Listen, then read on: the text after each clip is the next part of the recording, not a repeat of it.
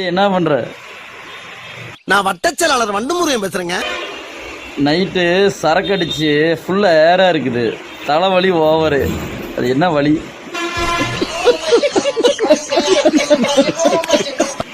அதிகமா குடிச்சா தலைவலி வர்றது சகஜம்தான். நிறைய தண்ணீர் குடிங்க, கொஞ்சம் ஓய்வெடுங்க. ஒரு மனுஷன் எவ்வளவுதான் கஷ்டப்படுது, முடியலடா. வலி குறையலன்னா மருத்துவரை பாருங்க. சலிப்பா இருக்குது நண்பா. நண்பா இப்படி பாக்க லவ் ஃபீலிங் சாங் பாடு. கண்டிப்பா. இளையராஜா இசையில் உருவான தென்றல் வந்து என்னை தொடும் பாடமா?